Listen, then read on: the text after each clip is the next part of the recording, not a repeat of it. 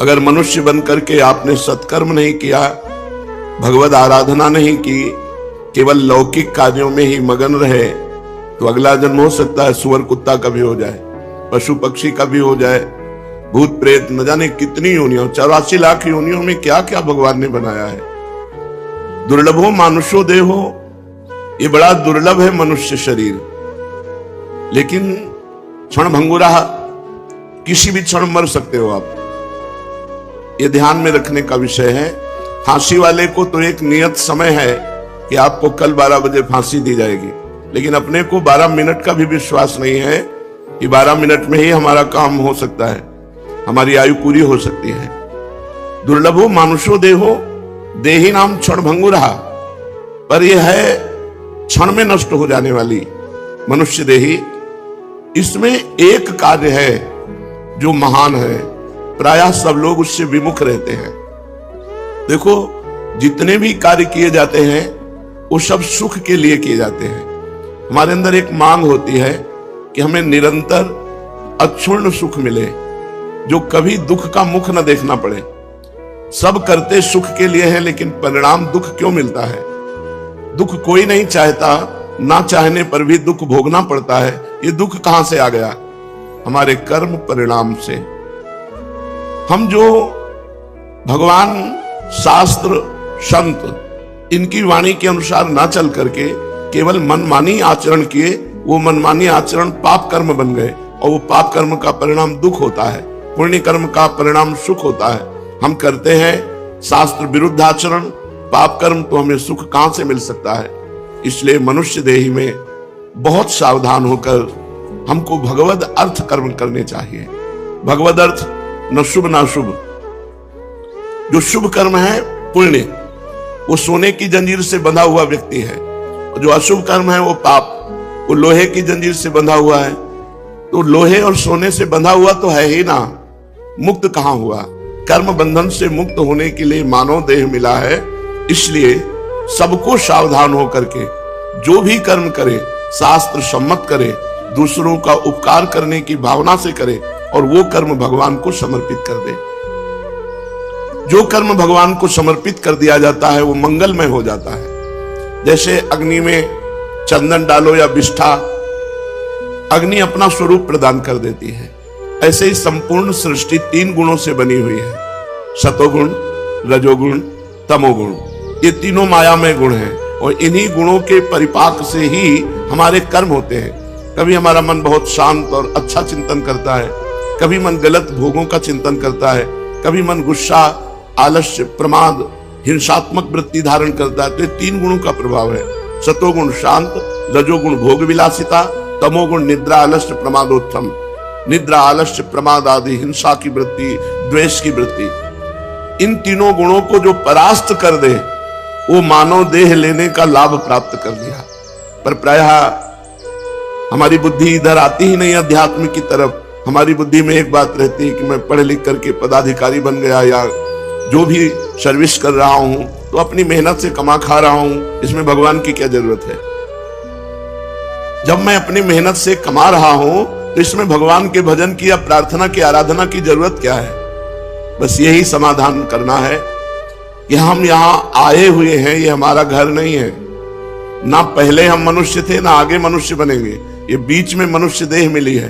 पत्नी, पुत्र, परिवार, ये सब श्री भगवान ने दिया है। और सही पूछो तो श्री भगवान ही इस रूप में आए हैं। जो पत्नी का शरीर है, जो पुत्र का शरीर है, वो धारण की हुई श्री भगवान विराजमान है।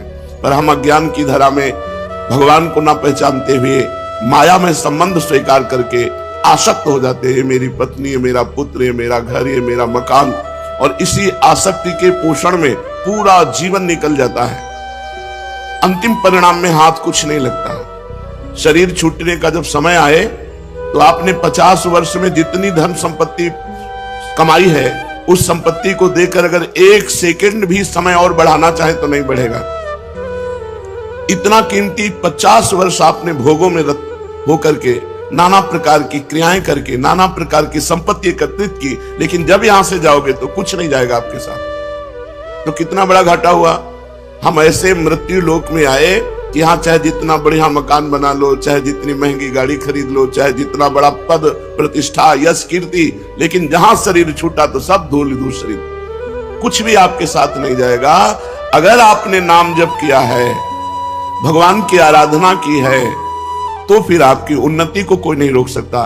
फिर शरीर छूटना एक ट्रांसफर जैसा होता है, जैसे सरकारी आदमी को एक जगह से हटाया गया, दूसरी जगह पहुंचा दिया गया, लेकिन उसकी सेवा में कोई कमी नहीं होती, वही गाड़ी बंगला वही व्यवस्था उसकी होती है। ऐसे हम जब भगवान का भजन करते हैं और भगवत प्राप्त नहीं हुए तो हमें उत्तम मनुष्य शरीर मिलेगा, विवेकवान मिलेगा। हम फिर आगे आकर के भारत में कोई न कोई सेवा ऐसी मिलेगी जिससे परोपकार बन जाएगा, और पूर्व भजन की वृत्ति होने के कारण इस जन्म में इतना भजन बनेगा कि फिर हम आवागमन से मुक्त हो जाएंगे, भगवान को प्राप्त कर लेंगे। यही मानव देह की सार्थकता है। अगर हम भूल कर गए, भगवान का नाम नहीं जप किए, हमें तो आश्चर्य होता है जब हम किसी से पूछते हैं आप भगवान का नाम जप करते हैं, और जब उत्तर मिलता है नहीं, तो लगता है कितना हम असावधान हैं। किसी भी समय हमारा सब कुछ छूट सकता है, और जो हमारा पाथे है, पाथे माने रास्ते का खर्चा, जैसे हमको विदेश जाना हो, वहां हमारा कोई परिचय ना हो, हमारे पास पास ना हो, हमारे पास पैसा ना हो, और हमको इस देश से निकाल ही दिया जाएगा, फिर बोलो कैसी हमारी स्थिति होगी। ऐसे ही मृत्यु लोक में आप एक निश्चित समय के लिए आए हो, 80 वर्ष, 100 वर्ष, 120 वर्ष, हद है बस, इसके आगे नहीं। आपको जाना ही पड़ेगा, और यह सत्य है कि एक सुई भी यहां से नहीं ले जा सकते, और यह सत्य है कि भगवान का नाम ही आपको यहां से जाने के बाद सुख प्रदान करेगा। यहां तो सुख प्रदान करेगा ही, यहां के जाने के बाद, अब जैसे आपको पता है कि हमने लाखों करोड़ों भगवान के नाम जप किए हैं, वो नाम आपको यमपुरी नहीं जाने देगा। वो आपको अगर भगवत प्राप्ति नहीं हुई तो दिव्य लोक, देवलोक है, शतलोक, तपलोक, महालोक, जनलोक, स्वर्गलोक, इन लोकों में हमको भेजा जाएगा, और दिव्य सुख सुविधाएं भोग कर पुनः मृत्यु लोक में बहुत उत्तम मनुष्य शरीर मिलेगा। इसलिए चूक मत करो, जैसे बने वैसे, जो भगवान का नाम आपको प्रिय हो, राम कृष्ण हरि राधा, जो नाम प्रिय हो उसको अधिक से अधिक जपो, क्योंकि मनुष्य जीवन की यही संपत्ति है।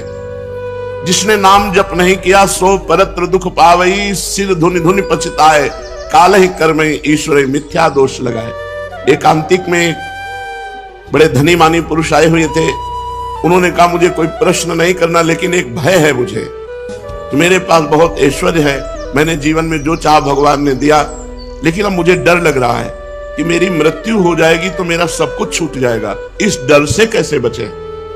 मेरी प्रिय पत्नी छूट जाएगी, प्रिय पुत्र छूट जाएगा, मकान छूट जाएगा, पद छूट जाएगा। हमने भारतीय कई इनाम प्राप्त किए हैं, वो सरकारी ऑफिसर थे। बोले मुझे बहुत भय लगता है, रात दिन अब भय लगने लगा, क्योंकि मैं वृद्ध हूं, तो मेरी अब आगे की जो गति है वो मृत्यु है। मुझे मृत्यु से डर लग रहा है, मृत्यु से इसलिए कि सब कुछ छूट जाएगा। इसका आपके पास कोई उत्तर है? तो उनका जीवन भर इसी उत्तर को ढूंढते हुए रहे। बाबा जी बचपन से बने 13 वर्ष की अवस्था से इसी उत्तर को खोजते रहे कि अपना कोई जब नहीं है तो अपना है कौन? तो इसका पता चला श्री भगवान, और श्री भगवान की जो शरण में हो गया वो निर्भय, निश्चिंत, निशोक, निर्विकार, ये स्थिति आती है। कोई भय नहीं, कैसी भी परिस्थिति हो, भगवान के भक्त के हृदय में कभी भय नहीं होता। कैसी भी परिस्थिति हो, भगवान की आराधना करने वाले को कभी शोक नहीं होता। कैसी भी परिस्थिति आ जाए कभी चिंता नहीं होती, क्योंकि पता है मेरे भगवान हैं। श्री सीताराम दास जी महाराज बड़े सिद्ध महापुरुष हैं, वो कह रहे हैं नाम भगवान का परम तीर्थ है। यदि आप राधा राधा, कृष्ण कृष्ण, राम राम, हरि हरि ऐसा रट रहे हो तो आप किसी भी तीर्थ नहीं गए, तो आपको जाने की भी जरूरत नहीं। गंगा, यमुना, प्रयागराज, काशी, गोदावरी, जितने भी तीर्थ अपने भारत में हैं, उन सब तीर्थों को जो पवित्रता प्राप्त हुई है, पापी पुरुष के पाप का नाश करके पवित्र करने की, वो श्री भगवान से प्राप्त हुई है। और श्री भगवान के नाम में इतनी पवित्रता विराजमान है जो तीर्थों में भी नहीं है। इसलिए सीताराम दास जी महाराज कह रहे हैं नाम ही परम शुद्धि, सत्य शुद्धि करम नामो, नाम ज्ञान प्रदम स्मृतम, मुमुक्षूणाम मुक्ति प्रदम, कामिनाम सर्व कामनम। अगर आपको अपने पापों का नाश करके परम पवित्र सुखमय जीवन व्यतीत करना है तो किसी तीर्थ जाओ या ना जाओ, आप घर बैठे कुछ मिनट भगवान का नाम जप कर लो। देखो, जब हम शरीर छूटेगा और यमदूत हमको ले जाएंगे, यमराज के सामने पहुंचेंगे, ये पक्का है। आदमी भूला हुआ, वो सोच रहा मुझे जाना नहीं है। नहीं, रहे न रावण सम अभिमानी, हिरण्याकश्यप सब वरदानी। यहां बड़े बड़े तपस्वी, योगी, यति सबको मरना पड़ा है, मरना ही पड़ेगा। इसका नाम मृत्यु लोक है। ये काल का कसाई वाला है, सब काटे जाओगे। हाँ, काटने का कुछ अलग अलग विधान, किसी का दिल फेल हो गया, किसी की किडनी फेल हो गई, किसी का एक्सीडेंट हो गया, किसी को कुछ हो गया, ये निमित्त बनता है, लेकिन जाना यहां से सबको है। अगर यमराज के खाते में आपके 100 नाम भी हैं कि आपने 100 नाम जप किए हैं, 108 नाम जप किए, इतने से ही काम हो जाएगा। एक नाम की कीमत पूरा त्रिभुवन नहीं है, तो आपने जब 100 नाम जप किए हैं तो आपका मंगल हो जाएगा। इसीलिए हम प्रार्थना करते हैं कि 24 घंटे में 24 मिनट भगवान को दे दीजिए। 24 घंटे में यद्यपि जीवन तो केवल भगवान के लिए आपको प्राप्त हुआ है, पर पूरा जीवन भगवान को ना दे पाए, ये हमारी दुर्भाग्य है। तो हमें 24 घंटे में 24 मिनट तो देना चाहिए। प्रातःकालीन ब्रह्म मुहूर्त में उठ करके अपनी दिनचर्या करके, स्नान करके, शांत एकांत में बैठकर कम से कम 24 मिनट भगवान का सुमिरन कर लीजिए। किसी भी तीर्थ जाने की जरूरत नहीं है। हर तीर्थ में जो तीर्थत्व है वो भगवान के नाम में विराजमान है। नाम ही पुण्यप्रद क्षेत्र है। आप नाम जप कर रहे हो तो आपको काशी, कांची, अवंतिका, पुरी, द्वारावती, माया कहीं भी जाने की जरूरत नहीं है। सारे पुण्य क्षेत्र आपको फल प्रदान करेंगे घर बैठे, यदि आप नाम जप कर रहे हैं। नाम ही परम देव है। जो नाम है वही श्याम है, जो श्याम है वही नाम है। जय नाम तेई कृष्ण। जो नाम जप रहे हैं बोले कृष्ण कृष्ण कृष्ण, तो साक्षात भगवान कृष्ण कृष्ण नाम रूप से आपकी जिह्वा में विराजमान है। इसलिए नाम ही परम देव है, नाम ही परम तपस्या है। देखो जप करके, टीवी 3 घंटे फिल्म देखो, आपका मन कहीं नहीं दौड़ेगा, और 3 मिनट नाम जपना शुरू कर दो, मन भागने लगेगा, संसार में जाने लगेगा। यदि संसार से मन को खींच करके भगवान के नाम में आप लगाते हैं, सबसे बड़ी तपस्या है। सबसे बड़ी तपस्या है मन को संसार से खींच करके भगवान के परम मधुर नाम में लगाना। नाम में अपार सामर्थ्य है। नाम ही परम दान है। यदि आप किसी भूले हुए जीव को ये प्रेरणा देते हैं कि आप 5 मिनट ही नाम जप कर लिया करें, और वो नाम जप करने लगा, तो मंगल तो नाम जापक का होगा ही, लेकिन जिसने नाम की प्रेरणा की, ये सबसे बड़ा दान है। भगवान के नाम से भूला हुआ जो जीव माया में आसक्त है, उसे कुछ मिनट नाम जप करने की आदत डलवा दे, प्रेरणा दे दे, उसका स्वभाव बन जाए कुछ मिनट नाम जप करने का। इससे बड़ा कोई मंगलमय कार्य, इससे बड़ा कोई दान पुण्य नहीं है। नाम ही परम क्रिया है। जैसे क्रियाओं में आता है यज्ञ करना, तो यज्ञ में सबसे बड़ी यज्ञ है जप यज्ञ। भगवान ने स्वयं कहा है, यज्ञों में जप यज्ञ मैं हूं। अगर जप यज्ञ आप बैठकर नहीं कर सकते, तो इसमें तो बड़ी मंगलमयी छूट है। आप अपवित्र हो या पवित्र, अपवित्र पवित्रो वा सर्वावस्थांगतो पिवः यह स्मरेत पुंडरीकाक्षम सवायाभ्यांतरा शुचि। जो भगवान पुंडरीकाक्ष कमल नयन श्री हरि का स्मरण करता है, वो बाहर और भीतर दोनों जगह पवित्र हो जाता है। आप मानो स्नान नहीं किए हैं तो भी आप बैठ करके सोफा में, कुर्सी में, जैसे बने आपको, अगर आप हरि हरि, राम राम, कृष्ण कृष्ण, राधा राधा राधा ऐसा रटते हैं, तो आप परम पवित्र हो जाएंगे, भीतर से भी और बाहर से भी। इसलिए यज्ञानाम जप यज्ञोस्मि, यज्ञों में सबसे बड़ी यज्ञ में जप यज्ञ हूं। बैठकर भगवान का नाम जप करना ये बहुत बड़ी यज्ञ है।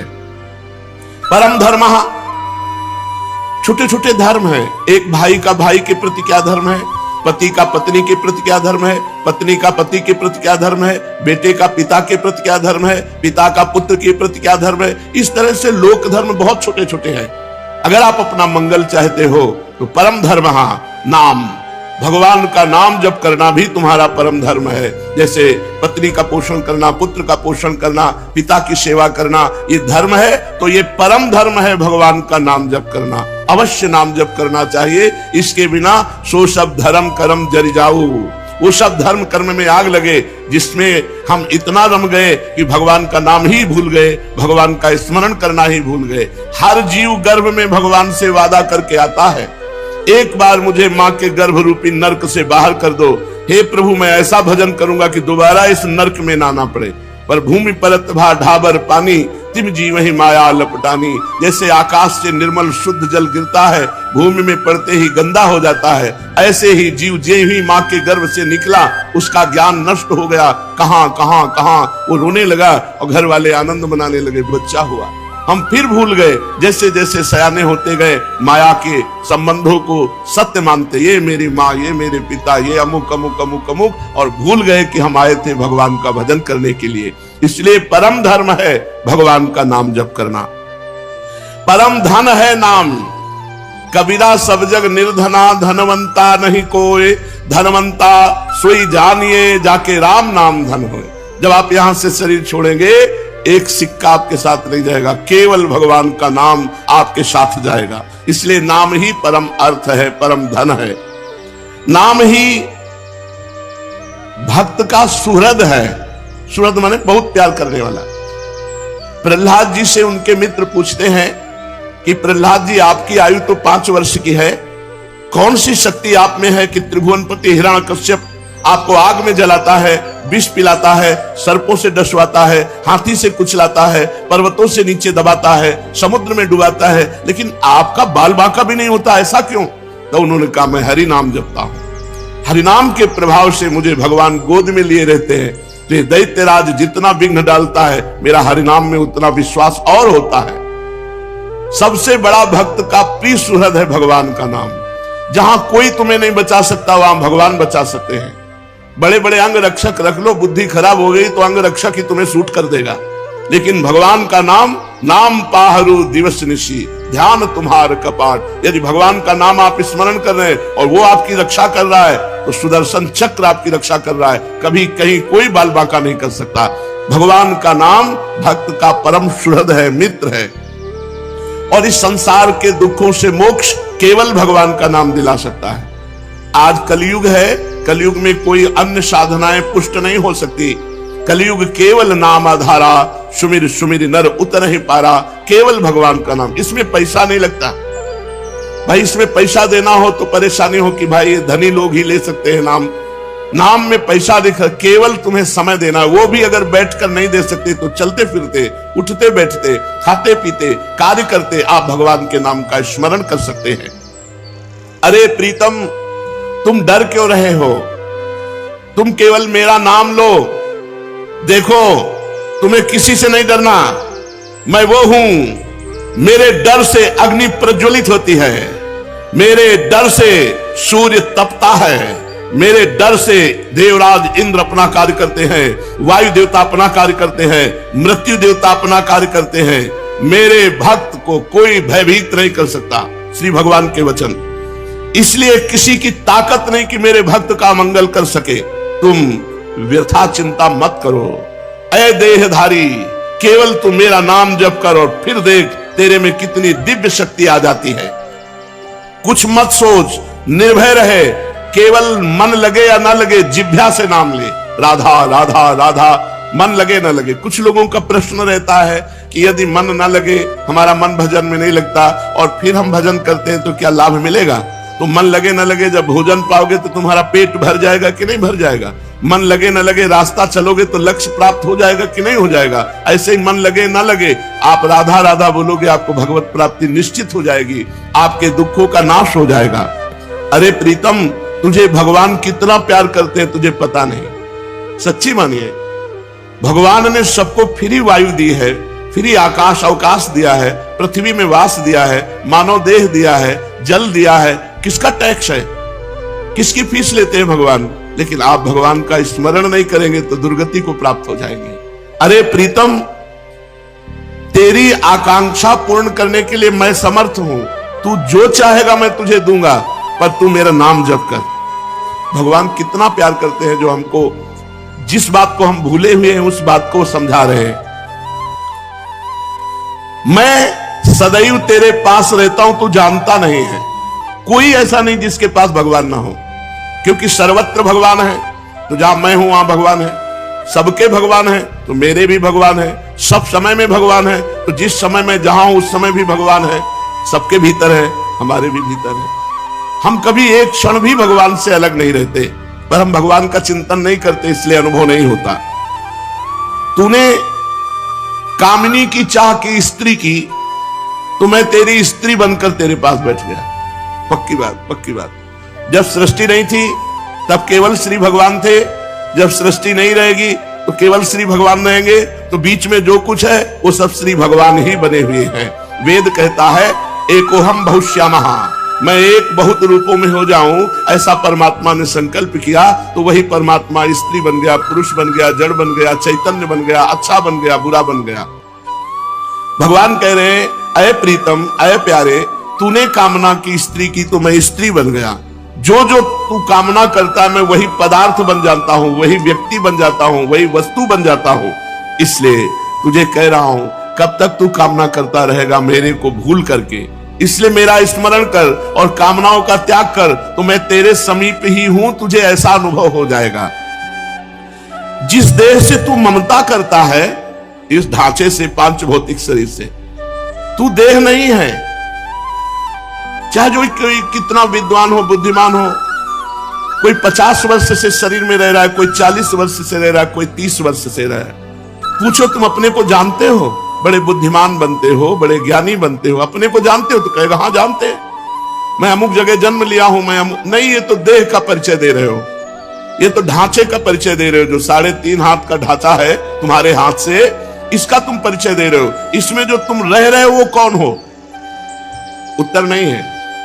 तुम कौन हो? तो अपना नाम बता देगा, मेरा अमुक नाम। नहीं, ये देह का संबोधन है। मैं अमुक रूप रंग का हूं, ये देह का संबोधन है। तुम कौन हो? अब चुप हो जाएगा।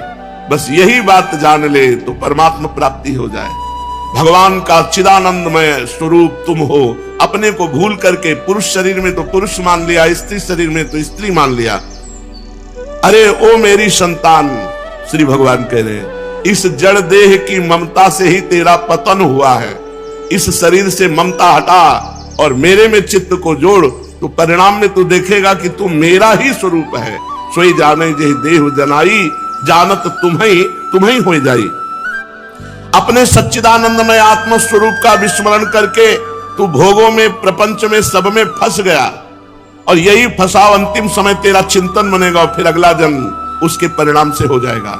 इसलिए तू लौट, इस ममता और आसक्ति को मेरे चरणों में लगा दे, मेरे नाम का कीर्तन कर, मेरा नाम जप कर। नाम चिंतामणि कृष्ण चैतन्य रस विग्रह, पूर्ण शुद्धो नित्य मुक्तो अभिन्नत्वान मनामिनो। नाम ही भगवान का चिंतामणि है। जो जितना नाम जप करता है, जो चाहेगा वो प्राप्त हो जाएगा, पर नाम पहले पाप का नाश करता है। यहां की जितनी चाहते हैं सब झूठी हैं, सच्ची मान लीजिए। एक कामना की पूर्ति होती है, 2 समस्याएं खड़ी हो जाती है, 2 की पूर्ति होती है, 4 समस्याएं। कब तक हम लगे रहेंगे इसमें? और इसके बाद मृत्यु आ जाती, भारी समस्या, सब छूट गया, फिर नई दुकान, नया मकान, नई विद्या, नया ज्ञान। कब तक भटकते रहेंगे? अनादिकाल से हमारा जन्म होता रहा, हर जन्म में मानते रहिए मेरा परिवार है, हर परिवार छूटता रहा।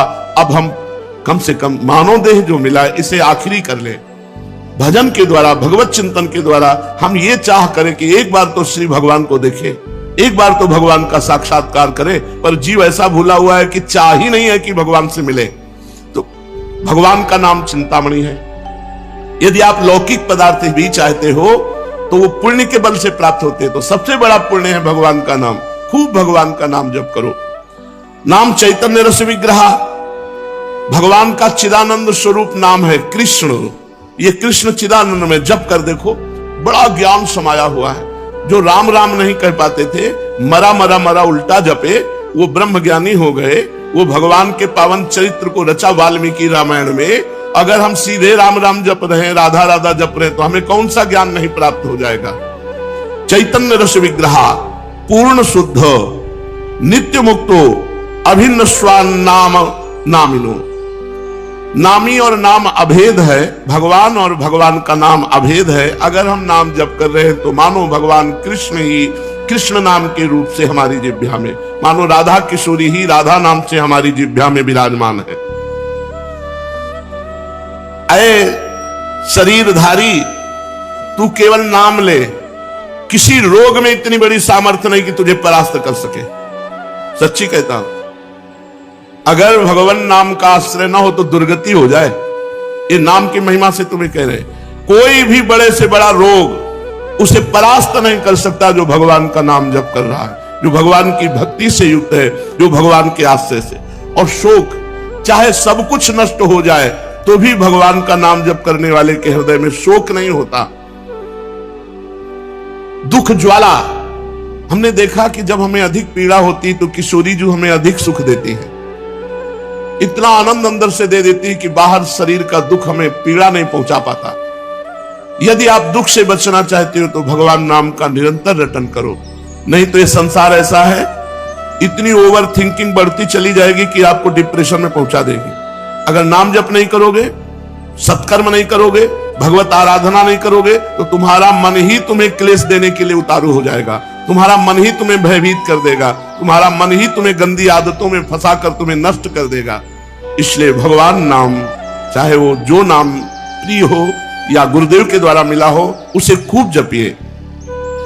जो गतिविहीन है, जो भोगी है, जो रोगी है, जो परद्रोही है, जिसमें न ज्ञान है, न वैराग्य है, न भक्ति है, जो धर्माचार शून्य है, यदि वो भी केवल नाम जप करने लगे, कुछ नहीं है अध्यात्म का, शरीर भी पीड़ा युक्त है, मन भी पीड़ा युक्त है, और अगर नाम जप करना शुरू कर दे तो समस्त पीड़ाओं से मुक्त हो जाएगा। देख लो जप करके, कोई भी रोग शोक पाप ताप साप उसको व्यापता नहीं है जो भगवान के नाम में रत रहता है। बस नाम जपना कठिन है, मन नहीं लगता नाम जपने में, इसमें रुचि नहीं होती। अगर हो जाए तो लोक परलोक के सारे सुख तुम्हारे चरणों में रहेंगे और जीवन परमानंद में हो जाएगा, मृत्यु का भय खत्म हो जाता है। भगवान के भक्त की मृत्यु कैसे होती है? जैसे विशाल गजराज हाथी के गले से फूलों की माला टूट जाए, उसे पता भी न चले, ऐसे भगवान के भक्त की मृत्यु होती। नहीं तो जन्मत मरत दुसा दुख होई, बड़ा भयानक दुख होता है मृत्यु के समय, और मृत्यु आने के पहले न जाने कितने दुख पीड़ा पहुंचाते हैं। इसलिए सबसे प्रार्थना है, जितना बन सके अधिक से अधिक भगवान का मंगलमय नाम जप करो। अरे वो प्रीतम, मेरा नाम बड़ा मीठा है, बस तुम निरंतर लो। नाम मीठा है, हमें मीठा नहीं लगता। तो जैसे पित्त बढ़ जाए तो मिश्री मीठी होती है, पर मुंह में डालो तो कड़वी लगेगी क्योंकि पित्त बढ़ रहा है, और उसी मिश्री को रोज नियम से खाओ तो पित्त का शमन हो जाएगा और मिश्री मीठी लगने लगेगी। ऐसे ही हमें अविद्या रोग लग गया है, हमारा अज्ञान बढ़ गया है, भोग वासना बढ़ गई है, तो हमें राधा नाम सुधा रसम दसी तुम, जो राधा नाम अमृत है, अच्छा नहीं लगता, लेकिन भगवान नाम एकांत शांत बैठकर जप करने में नहीं लगेगा। अगर आप जपने लगो तो अविद्या का नाश हो जाएगा। जैसे मिश्री नियम से पाओ तो पित्त का समन होकर मीठी लगने लगेगी, ऐसे ही भगवान नाम मीठा लगने लगेगा। जिसको भगवान नाम मीठा लगने लगा, मानो भवरोग नष्ट हो चुका है। अब प्रेम उसके हृदय में जागृत होगा और वो सतरति सतरति सा लोकाम तारयति, वो स्वयं तर जाएगा, स्वयं तर जाएगा, लोगों को तार देगा। भगवान का भजन करने वाले में अपार सामर्थ्य होती है। तुकाराम जी महाराज इसी शरीर से विमान आया, भगवान के विमान में बैठकर भगवत धाम को गए। ये नाम का प्रताप।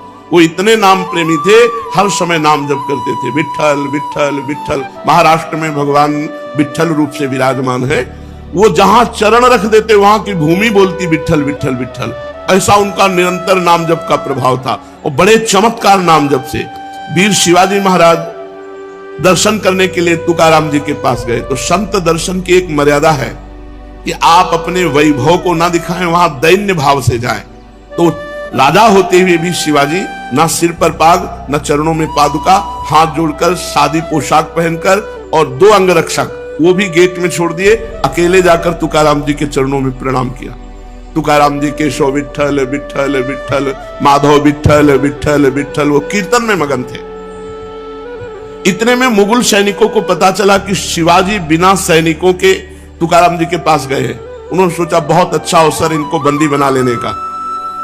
गुप्तचर लगे हुए थे, तुरंत सूचना मिली तो जो अंगरक्षक गेट में खड़े थे वो अंदर गए और कान में लगकर शिवाजी से कहा कि मुगलों को पता चल गया है कि आप यहाँ आ गए हैं, तुरंत यहाँ से हट जाइए, नहीं तो आपको बंदी बना लेंगे। शिवाजी ने कहा आप बाहर जाओ। तुकाराम जी की तरफ देखा, उनका विठ्ठल विठ्ठल विठ्ठल, बैठे रहो और वो भगवान नाम कीर्तन कर रहे हैं। देखो नाम कीर्तन का अमोघ प्रभाव। मुगल सेना आई पूरी, अंगरक्षक तो गुप्त रूप से हो गए, वो मंदिर में गए, केवल तुकाराम जी ही दिखाई दिए, वहां शिवाजी दिखाई ही नहीं दिए। मुगलों की आंखों में शिवाजी दिखाई नहीं दिए, सामने बैठे रहे, हिले नहीं, निर्भय होकर के।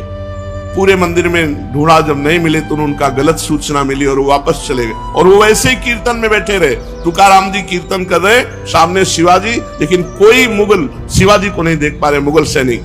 ये भगवान नाम का अद्भुत चमत्कार। जो भगवान नाम का जप करते हैं उनमें अपार सामर्थ्य होती है। एक बार कबीरदास जी को जो मुगल सम्राट था उसने बंदी बना लिया।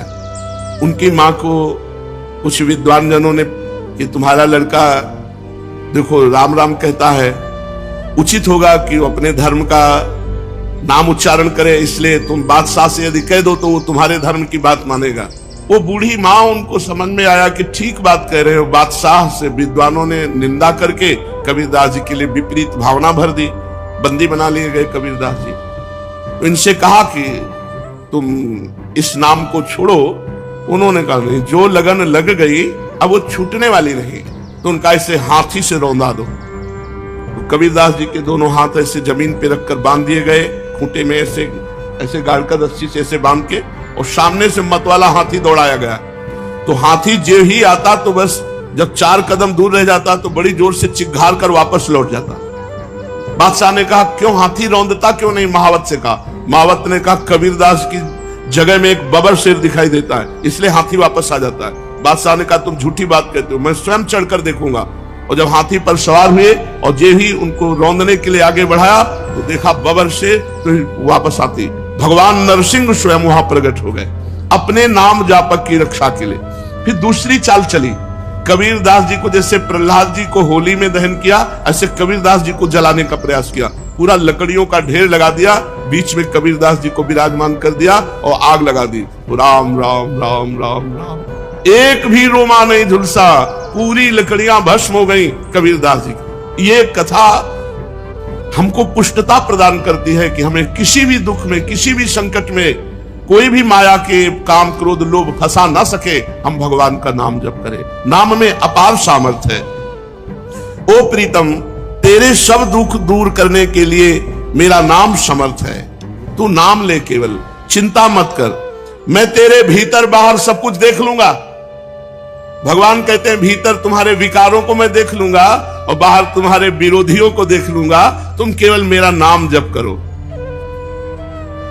कितने कृपालु भगवान हैं। जो संपत्ति शिव रावण ही दीन दिए दसमाथ, सोई संपदा विभूषण ही सकुच दीन रघुनाथ। मस्तक काट काट करके भगवान शंकर को प्रसन्न करके लंका प्राप्त की थी रावण ने। भगवान की शरण में गए तो जाते ही समुद्र का जल लेकर भगवान ने अभिषिक्त कर दिया और लंकेश कहकर विभूषण को संबोधन किया। जो संपदा इतनी बड़ी तपस्या की रावण ने अपने सिर काट के भगवान शिव को दिए, वो सकुच करके रघुनाथ जी ने विभीषण को दी। ऐसा कृपालु भगवान का स्वभाव है। कह रहे तेरे भीतर बाहर मैं सुख प्रदान करूंगा, तेरे भीतरी शत्रुओं को, बाहरी शत्रुओं को मैं देख लूंगा। जब भगवान कह रहे हैं तो अपने को क्या परेशानी? अपने को तो केवल नाम जप करना है और अपने कर्तव्य कर्म को करना है। आप जो भी कर्तव्य कर्म करते हैं वो भगवान की पूजा हो जाएगी यदि नाम जप करते हुए करें, भगवान का स्मरण करते हुए करें। देख, तू बीच बीच में मेरे को देखकर पुलकित हो जाएगा। जब नाम जापक खूब नाम जप करता है तो उसे भगवान के दर्शन होने लगते। वो जिधर देखता है उसे भगवान श्याम सुंदर मुस्कुराते हुए नजर आते। ये कथा नहीं है, ये जीवन है। आप अपने जीवन को भगवान को समर्पित कीजिए और नाम जप कीजिए, देखिए आपको भगवान का दर्शन होता है कि नहीं। भगवान यही है, भगवान सब में है, भगवान सब रूपों में है, भगवान सब समय में है। बस केवल आप नाम जप कीजिए, फिर आप देख लेंगे। मेरे सरस स्पर्श से अनुक्षण तू पुलकित रहेगा। तेरी आंखें जगत को नहीं देख पाएंगी, मेरे को देखेंगी। इसलिए आनंदमय मैं तुझसे सत्य कह रहा हूं, तू केवल मेरा नाम जप कर। अरे अपने को तू भूल गया है, तू मेरा बच्चा है। भगवान कह रहे तू मेरा अंश है। ममई वांशो जीव लोके जीव भूता सनातना, मना कष्टानेन्द्रियाणि प्रकृतिस्थानि कर्षति। मन और 5 ज्ञानेंद्रियों के चक्कर में फंस करके तू अपने को भूल गया। हमारा जो स्वरूप है वो भगवत स्वरूप है, हम भगवान के अंश हैं। तो चाहे 1 चम्मच गंगा जल लो तो गंगा जल, 1 टैंकर लो तो गंगा जल, गंगा जल है जैसे, ऐसे हम भगवान के अंश हैं। तो भगवान पूर्ण है, तो पूर्ण का अंश पूर्ण ही होता है, हम भगवत स्वरूप ही है। पर 5 ज्ञानेंद्रियां और 1 मन, ये भोगों में लगने के कारण हम अपने स्वरूप को भूल गए हैं। तो आनंदमय है, परमानंदमय है। लौटो, इस संसार के जंगल से लौटो, मेरी तरफ लौटो। कैसे लौटेंगे? केवल नाम जप से। जितना नाम जप करोगे उतने तुम मुझे अपने सानिध्य में देखोगे। और नाम जप नहीं है तो ये माया सामने दिखाई देगी, स्त्री पुत्र धन मकान नाना प्रकार की भोग सामग्री, और इसी में अब ये कर लेंगे तो हम सुखी हो जाएंगे, अब ये संग्रह कर लेंगे, इतना कमा लेंगे, ऐसा कर, और ऐसा सोचते सोचते मृत्यु आ जाती। कभी किसी का आज तक काम पूरा नहीं हुआ। काम पूरा तभी माना जाए जब भगवत प्राप्ति हो जाए। वृंदावन का पावन नाम जिसके कान में पड़ गया वो नरक नहीं जाएगा। और जिसने वृंदावन के ठाकुर को लुभायमान दृष्टि से देखा, ओ बांके बिहारी राधा वल्लभ राधा, ओ मेरे जीवन दा, एक बार प्यार से प्रभु की तरफ देखा, दृष्टम किंचित तद अपहृतम दृग स्पृष्टम श्यांग कर्षि। एक बार दृष्टि से बिहारी जी को देखा, एक बार वृंदावन का अन्न फल पाया, एक बार वृंदावन का जल पिया, एक बार वृंदावन के स्पृष्टम श्यांग कर्षि, किसी महापुरुष किसी ब्रजवासी का स्पर्श प्राप्त कर लिया तो स्तोतुम शक्ता का इबतान भाग्य पुंजैक मौलिन। बड़े बड़े महान भाग्यशाली उसकी स्तुति करते हैं जो ऐसा लाभ प्राप्त कर लेता है। बड़े बड़े देवता उसको नमस्कार करते हैं जिसको ये लाभ प्राप्त होता है। अब आप विचार करो, आप वृंदावन वासी जो अखंड वास कर रहे हैं उनके सौभाग्य का कौन वर्णन करे। अगर इस पर भी आपको प्रियालाल की कृपा नहीं दिखाई देती तो केवल बुद्धि भ्रष्ट है और कोई बात नहीं। बुद्धि अपने स्थान से गिर चुकी है, इसलिए आपको कृपा का अनुभव नहीं होता। नहीं, प्रतिपल कृपा ही कृपा हमारे ऊपर बरस रही है। ऐ मूढ़, अभी सावधान हो जाने तो मृत्यु तेरा सर्वनाश कर देगी, तेरे पास कुछ नहीं रहेगा। कुछ कमा ले, यहां कमाने आया है, अपनी श्वासें गंवाने नहीं आया। अरे मूढ़ा, प्रापेंद्रिय मविकलम किन्नु निगमैर निगूढ़ाम। तू इंद्रियों को प्राप्त करके भोगों के लिए विकल हो रहा, जो तेरा पतन है। तू अपनी इंद्रियों को संयम में ला और भगवत आराधना में लग। वेदों में भी जो गुप्त है रसो वैसा, वो रस यहां प्रकट खेल रहा है ब्रजभूमि वृंदावन में। इसलिए तू अपने चरणों से यात्रा कर ब्रजभूमि की, और गिरिराज जी की परिक्रमा लगा, बरसाने की परिक्रमा लगा, वृंदावन की परिक्रमा लगा। पादो यात्रा व्यग्रव कुरुत वदनम नाम भीरतम। और यहां आकर के निरंतर नाम जप कर, कोई भी किसी की निंदा दोष दर्शन अपराध मत कर। कथा पीयूष शाब्दो श्रुतमपि, कानों से खूब भगवत चर्चा सुन। मनोध्यान निरतम, मन को ध्यान में लगाओ। जो प्रगट में प्रभु के श्री अर्चा विग्रह अवतार विराजमान है, इनका ध्यान करो। जैसे हरिवंश महाप्रभु आदेश करते हैं, श्री राधा वल्लभ लाल को हृदय ध्यान मुख नाम। हृदय में उनका रूप और मुख में नाम। चरणों से परिक्रमा लगा रहे, हाथों से यहां सेवा कर रहे, खूब नाम चिंतन नाम कीर्तन, निहाल हो जाओगे। अरे मूढ़ा, कुछ तेरे साथ नहीं जाने वाला। यहां एकमात्र सच्चिदानंद भगवान का नाम रूप लीला धाम का जो अवगाहन किया वही तेरे साथ जाएगा। चलते हैं श्रीमद् भागवत महापुराण, जिसमें हमारे प्राणाराध्य प्राणप्रिय लाडले जीवन धन श्री लालजू महाराज का पावन चरित्र, जो गायन और श्रवण मात्र से भगवत प्राप्ति कराता है। जो चित्त लगाकर श्रवण करता है उसके चित्त के समस्त मलों का नाश होकर चित्त चोर के पास चित्त पहुंच जाता है। प्रभु का वो प्रेमी हो जाता है भगवत चर्चा सुनने वाला। प्रसंग चल रहा है श्री महाभागवत परम तपस्वी भगवान के विशेष कृपा पात्र वसुदेव जी, जिनको पिता बनने का सौभाग्य प्राप्त हुआ, नंद ग्रह से योग माया रूपी कन्या को लेकर के कंस के कारागार के समीप आते हैं। सब बेशुद्ध पड़े हुए, जे ही अंदर प्रवेश हुए दरवाजा बंद, ताला लॉक हो गया, पहरेदार जग गए। कन्या को देवकी जी की गोद में पधराया। गोद में पधराते ही कन्या रो पड़ी। नवजात शिशु की रोने की ध्वनि सुनकर पहरेदार चौंक गए। लड़खड़ाते हुए भागते हुए भोजराज कंस के पास गए और कहा, देवकी को 8वीं संतान हुई है। बस इसी बात का इंतजार कंस कर रहा था, क्योंकि आकाशवाणी ने कहा था, देवकी की 8वीं संतान तेरी मृत्यु का, तेरे सर्वनाश का कारण बनेगी। कंस बड़ी आकुलता और घबराहट के साथ द्वारपालों की बात सुनते ही कूद पड़ा, सूतिका गृह की ओर झपटा। मेरे काल का जन्म हुआ है, भयभीत होता जा रहा है, विकल होता जा रहा है। बाल बिखर गए, कई बार लड़खड़ा कर रास्ते में गिरा। बंदी गृह में पहुंचने पर देवकी जी ने देखा, ये राक्षस आ रहा है जो हमारे हर बच्चे का काल हुआ है। कहने को तो ये भाई है, पर ये राक्षस है। अपने मन के क्रोध को दबाकर हाथ जोड़कर कहा, भैया मेरे तुम बड़े हितैषी हो। जब बचपन में हमने कोई बात कही तो आपने तुरंत उसकी पूर्ति की है। मेरा क्या अपराध हो गया जो आप मुझे दुख पर दुख देते जा रहे हैं? हथकड़ी बेड़ियों से जकड़ दिया, मेरे लाडले पुत्रों को मार दिया। आकाशवाणी ने कहा था कि पुत्र होगा, देखो ये कन्या है, अभी तो बच्ची है, तुम्हें नहीं मारना चाहिए। भैया दैववश तुमने बहुत से अग्नि के समान तेजस्वी बालक मेरे मार डाले, केवल कन्या बची है। मैं तुमसे भिक्षा मांगती हूं कि ये कन्या को मत मारो। मैं बहुत दीन हूं, तुम मेरे प्यारे समर्थ भाई हो और मुझे बहुत प्यार करते हो। मैं मंदभागिनी हूं माना, पर ये आखिरी संतान तो मुझे दे दो। कन्या को अपनी छाती से लगाकर देवकी जी ऐसी विनय कर रही कंस से, पर उस क्रूर कर्मा दुष्ट हृदय कंस के हृदय में कोई भी परिवर्तन नहीं।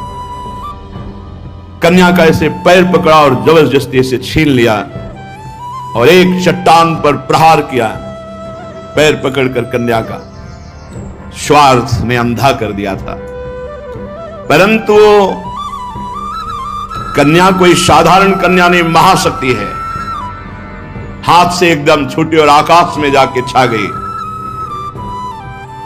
बड़े बड़े दिव्य आयुध लिए हुए, अष्टभुजा, दिव्यमाला, चंदन, मणिमय आभूषण, धनुष, त्रिशूल, बाण, ढाल, तलवार, शंख, चक्र, गदा, 8 आयुध, सिद्ध, चारण, गंधर्व, अप्सरा, किन्नर, नागगण, ये सब महादेवी की स्तुति कर रहे हैं। उस समय मुस्कुराते हुए महादेवी ने कहा, किम मया हतया मंद जाता खलु तवांत कृति यत्र क्वा वा पूर्व शत्रुर्वा हिंसी कृपणान था। ऐ दुष्ट, तू मुझे क्या मार सकता है? तेरे पूर्व जन्म का शत्रु तुझे मारने के लिए पैदा हो चुका है। तू निर्दोष बालकों की हत्या करता है। और एक क्षण में देवी अंतर ध्यान हो गई। कंस देवी की बात सुनकर आश्चर्य में पड़ गया। 8वां पुत्र होना था, कन्या हुई, और ये देवी कह रही तेरे मारने वाला कहीं पैदा होगा। और आकाशवाणी ने कहा था मेरे मारने वाला देवकी के गर्भ से पैदा होगा। बुद्धि काम नहीं कर रही। फिर तो मैंने अपने बहन बहनोई देवकी वसुदेव जी को व्यर्थ में कष्ट दिया। जब मारने वाला कहीं और पैदा हो गया तो वसुदेव जी के सामने घुटने पे हो गया, हथकड़ी बेड़ी सब कटवा दी और कहा, बहनोई जी, बहन, मैं बड़ा पापी हूं। मैं अपने स्वार्थ में अंधा होकर आपके बच्चों को मार डाला। मुझे बहुत खेद है। मैं इतना दुष्ट हूं कि करुणा का तो मेरे में लेश ही नहीं है। मैं कैसे बताऊं कि मैं कैसा कठोर हृदय का हूं। ये कभी कभी दुष्ट आत्मा भी धर्मात्मा का नाटक करने लगते हैं। ये नाटक कर रहा है, कोई दया नहीं, कोई शुद्धि बुद्धि की नहीं हुई, ये केवल नाटक कर रहा है। मैं दुष्ट हूं, मैं पापी हूं, मैं कठोर हूं, मुझे भले नरक जाना पड़े, पर तुम मुझे क्षमा कर दो। पर मुझे यह समझ में नहीं आता कि विधाता कैसे झूठ बोलता है। आकाशवाणी ने कहा था देवकी की गर्भ में पैदा होगा मेरे मारने वाला, वो तो पैदा हो गया, गोकुल पहुंच गया। मुझे विश्वास नहीं हो रहा कि सत्य है क्या। तुम दोनों महात्मा हो, मुझे क्षमा करो, तुम्हें मैंने पुत्र शोक दिया, ऐसा मानो कि तुम्हारे ही कर्म का फल था। बड़ा ज्ञान बघार रहा है। कौन कहूं कि सुख दुख करदाता, निजकृत कर्म भोग सुन भ्राता। तुम्हारे ही कर्मों का फल था जो तुम्हारे पुत्रों को मारने के लिए मुझे निमित्त बनाया गया। देखो वसुदेव जी, मिट्टी के बने हुए पदार्थ जो बनते हैं वो बिगड़ते भी हैं।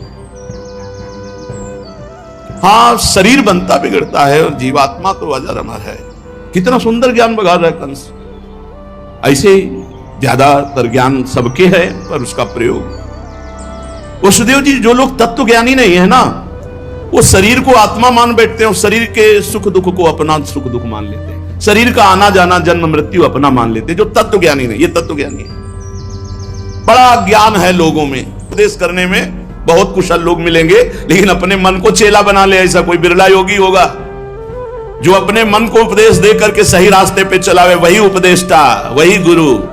प्रभु के चरणारविंद की तरफ अपनी वृत्ति को ले जाने की कोशिश कीजिए। उस व्यक्ति से ऐसे कठोर वचन बोल दिए जाते हैं जो हृदय को चुभते रहते हैं। बाहर का डंडा लगा है, पिटाई हुई तो 2-4 दिन में ठीक हो जाएगा।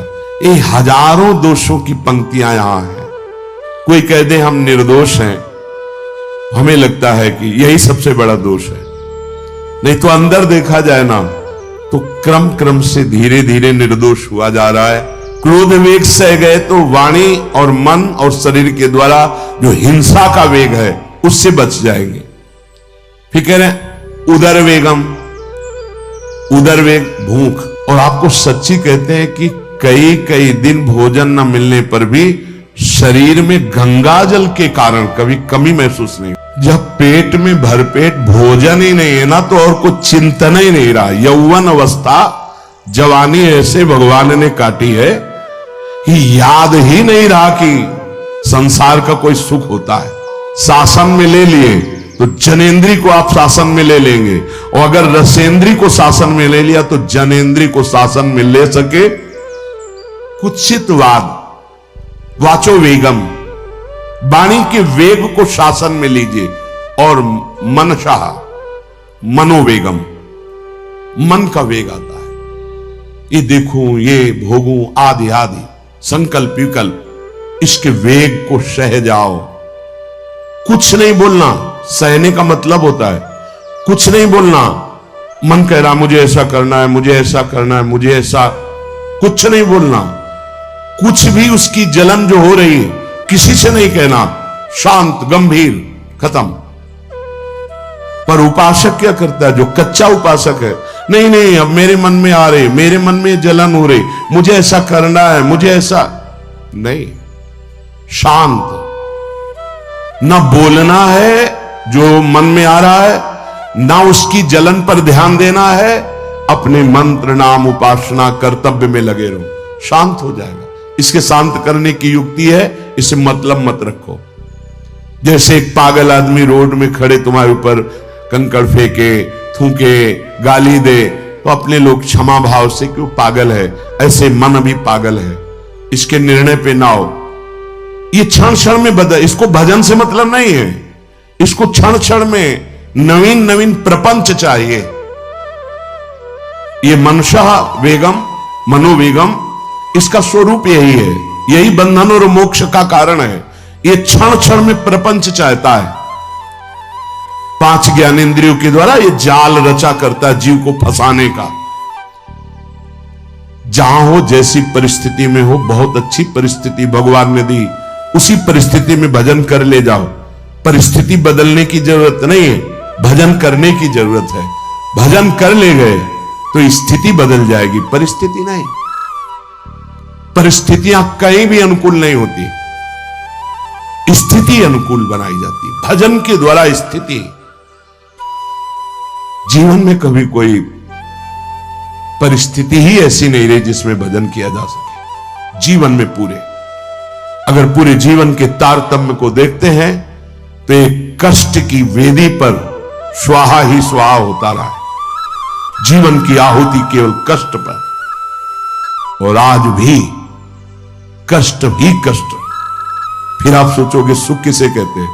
ऐसे कांटों वाले पेड़ पर ऐसा सुगंधित फूल खिलता है कि जिससे परमात्मा मुग्ध हो जाता है। जीवात्मा नहीं, परमात्मा मुग्ध हो जाता है।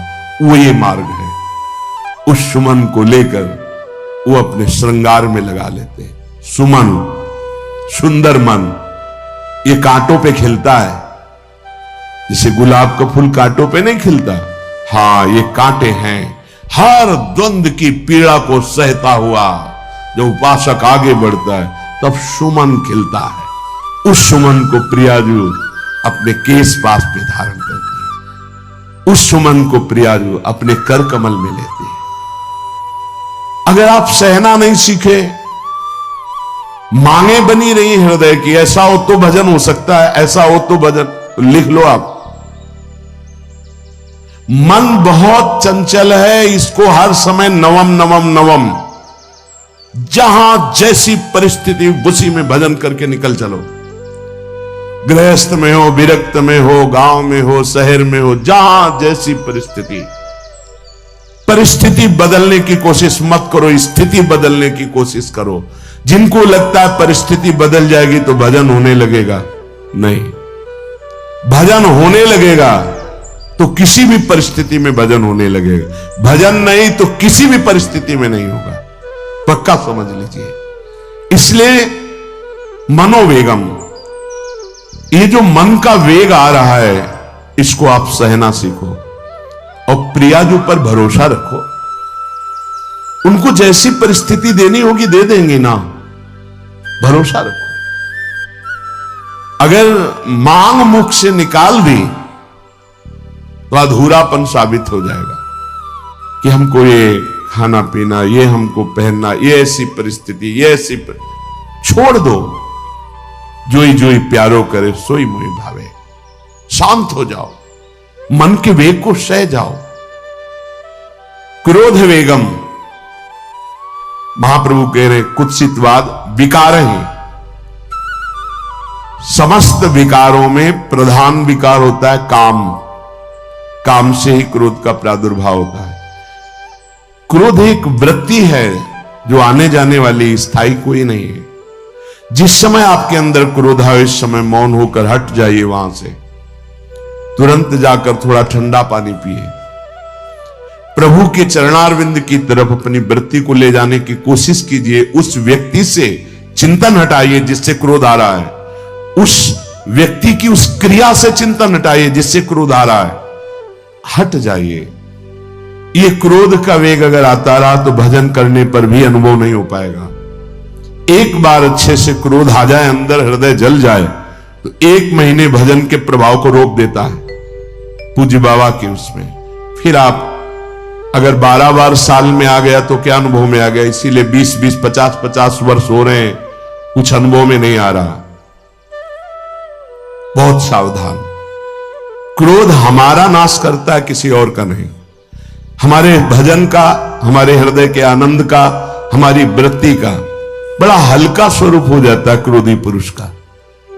इसलिए क्रोध को सहना है, उसके वेग को सहना है। वाणी के वेग, मन के वेग और क्रोध के। अगर क्रोध के वेग को सह गए तो अगला हिंसा का वेग, वो अपने आप सह जाओगे, क्योंकि क्रोध से ही हिंसा होती है। हिंसा का वेग, वाणी के द्वारा बहुत हिंसा होती है। ऐसे कठोर वचन बोल दिए जाते हैं जो हृदय को चुभते रहते हैं। बाहर का डंडा लगा है, पिटाई हुई तो 2-4 दिन में ठीक हो जाएगा, लेकिन हृदय में जब पिटाई की जाती कठोर वचन के द्वारा, तो 10 साल बाद अगर दिखाई दे तो फिर ये वो बोला था, ऐसा बोला था, वो हृदय में घाव बना रहता है।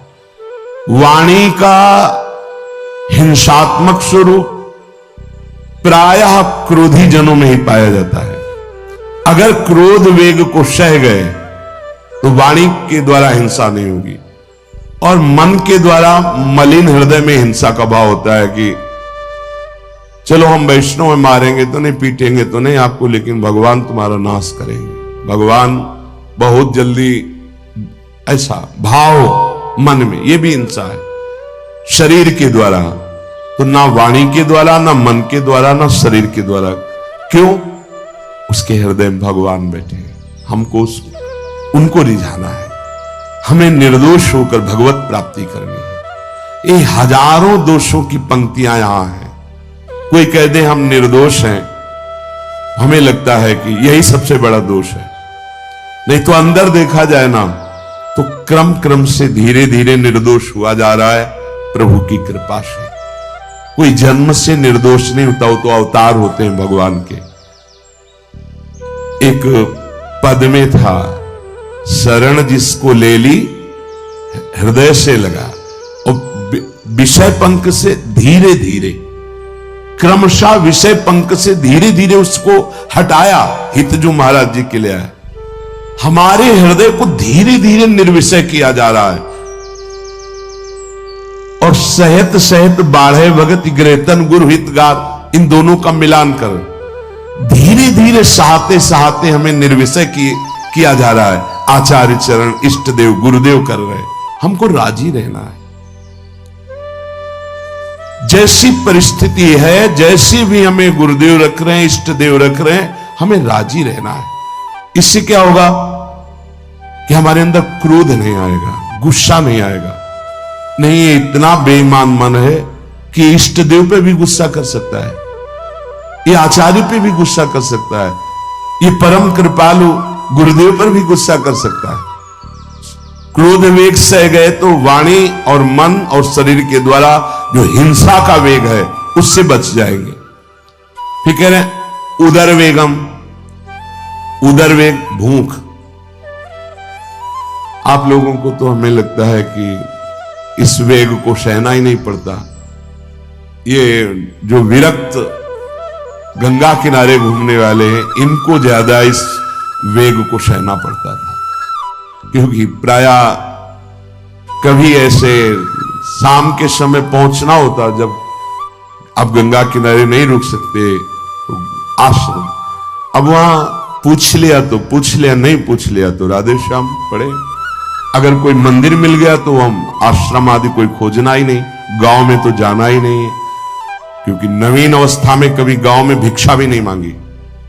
आकाश वृत्ति का ही आश्रय लिया जो शास्त्र सम्मत। गांव में कभी पूरे जीवन में किसी गांव में किसी एक रात्रि किसी घर में कभी शयन नहीं। गांव के किनारे मंदिर मिला या कोई आश्रम संत जनों का, भूख के वेग को जो सह जाए तो भजन में बहुत रुचि हो जाती, क्योंकि भजन से चित्त हटेगा तो भूख व्याकुल करेगी, और उसकी व्याकुलता से बचना है तो भजन में लगना पड़ेगा। और आपको सच्ची कहते हैं कि कई कई दिन भोजन न मिलने पर भी शरीर में गंगा जल के कारण कभी कमी महसूस नहीं हुई। जो दूध में पावर है उससे अधिक सामग्री गंगा जल में है। अब वो बहुत से ऐसे नगरों के समीप से गंगा मैया निकली जहां से बड़ी बड़ी फैक्ट्रियों का, तो नहीं, बहुत सुंदर गंगा जल, वो तो सुंदर है ही, था, है, रहेगा। अपने लोग बड़े बड़े ऐसे नाले ऐसे जिससे वो भाव तो है पर वस्तु तत्व है, पर जो दृश्य है वो अब गड़बड़ हो रहा है। ऐसे यही बड़ा नाला गिर रहा है सामने जाके, अब वहां ऐसे रज लेके ऐसे लगाओ तो दुर्गंध युक्त निकलेगी, क्योंकि वो ऐसे देखो तो ऐसे पदार्थ बहते नजर आ रहे कि अब ये दुर्भाग्य ही है समय का कि परम पावन गंगा यमुना जैसी नदियां जहां स्नान आचमन और भरपेट जल पीकर परम पवित्र और भगवदानंद में डूबा जाता था, वो भी सौभाग्य छिन रहा है। तो अगर सब सुविधा है तो भी हफ्ते 10 दिन में एक बार इस वेग को सहना तो सीखे। कस के भूख लगे और आज नहीं पाएंगे। एक दिन किसी व्रत का अनुष्ठान करने के लिए हम नहीं कह रहे, लेकिन इस वेग का आनंद तो लीजिए ना कभी। एक टाइम का छोड़ दीजिए, एक दिन केवल, हफ्ते में सुबह थोड़ा ले लिया, बस अगले सुबह लेंगे तो आपकी दिनचर्या नहीं बाधित होगी। आपको तो मिल रहा है ना, मिल ही नहीं रहा। जो उदर वेग है, भूख में भजन का एक तार जुड़ता है, ये देखा है। क्योंकि ना तो नींद आएगी और ना कहीं और कोई प्रपंच की गुंजाइश है। क्योंकि उदर वेग जब भूख से व्याकुल जी होता है तो बचने के लिए एक ही उपाय है, केवल भगवत चिंतन। हटो उसके चिंतन से। ये पूर्व के संतों ने बहुत कष्ट पूर्वक भजन करके जो लाभ प्राप्त किया है वो आप लोगों को सहज में मिल। कभी कभी अपने को इससे परिपक्व करना चाहिए। जैसे शास्त्रीय पद्धति में महीना में 2 तो व्रत है ही हैं, 15 दिन में एक एकादशी, 15 दिन में एक एकादशी। वो इसीलिए रखा गया है सार्वजनिक रूप से कि वो संयम को ना कर पाए तो 15 दिन में एक दिन संयम पूर्वक पवित्र भजन। अपने लोग जानबूझकर हफ्ते में एक टाइम छोड़ दें या एक दिन कभी ऐसे, तो उदर वेग को सहते हुए भजन। उदर वेग देख लो, उदर वेग को सहने के लिए तो अगला जो बात कह रहे हो अपने आप सह जाओगे। जैसे क्रोध वेग को सह गए तो हिंसा वेग पर आप शासन कर लेंगे, ऐसे उदर वेग को सह गए तो उपस्थ वेग को सह जाएंगे। उपस्थ वेग कहते हैं जनेंद्री के कामोपभोग को। जब पेट में भरपेट भोजन ही नहीं है ना तो और कुछ चिंतन ही नहीं रहा। यौवन अवस्था जवानी ऐसे भगवान ने काटी है कि याद ही नहीं रहा कि संसार का कोई सुख होता है। वह एक लक्ष्य ब्रह्माकार वृत्ति कैसे कैसे तत्वबोध हो, बस कठिन से कठिन जहां वैराग्य की भूमिका वहां कूद जाना, उसी में स्थिति में आने की कोशिश करना, देह राग का त्याग करना, ये युद्ध चल रहा था। बड़ी कृपा है। उपस्थ वेग, इसका जनेंद्री का वेग आता है। जो स्कूल में आदतें जिनकी गंदी हो गई बच्चों की, फिर आगे वो संयम में उनको बहुत बाधा है। कई ऐसी क्रियाओं से वो जानकारियां रख लेते हैं कि जो अपना सर्वनाश करने के लिए पर्याप्त है। उपस्थ का जब वेग आए तो सहने की सामर्थ्य उसी की आएगी जो उदर वेग को सह जाता है। पक्का। किसी उपासक को देखा बहुत शरीर कृश हो रहा है तो पूछा क्यों, भोजन क्यों नहीं करते, आप ऐसे कैसे हो रहे, पहले तो आप ऐसे नहीं थे, आप तो पहले बहुत स्वस्थ थे, फिर क्यों, का ऐसे नहीं, बताइए क्या, ज्यादा आवश्यकता नहीं है, जीने के लिए बस प्राण पोषण के लिए डाल लेते हैं, क्योंकि जो शांति चाहिए वो तो इतने से ही मिलेगी ना। बहुत प्रसन्नता है। ठीक है, ठीक चल रहे हो आप, पर इतना पाते रहो कि सीढ़ियां चढ़ उतर ले, इतना पाते रहो कि आपका शरीर काम करे। बका हृदय में बहुत प्रसन्नता है, बहुत सुंदर। संयम में अपने आप को ले आना ये महात्मा का लक्षण होता है, चाहे स्त्री शरीर हो चाहे पुरुष शरीर हो। धन्याति धन्य। आप अपने आप को कष्ट दीजिए, यही तो राग त्यागना ही। जो जवानी में अपने आप को जला दिया वो बुढ़ापे में चमकता है, ध्यान रखना। जो जवानी में उद्दंडता में समय व्यतीत किया और बुढ़ापे में गंधाता है, ये भी ध्यान रखना। गंधाता वो अंदर जो दुर्गंध के पौधे थे ना, वो सब दुर्गंध फैलाते हैं। पूज्य श्री पंडित गया प्रसाद जी महाराज जी ने कहा, गृहस्थी में होते हुए भी 40 और 45 के बीच में काम विजयी हो जाना चाहिए, नहीं तो जीवन बिल्कुल बर्बाद हो जाएगा। जो कुछ गृहस्थ धर्म की सेवा है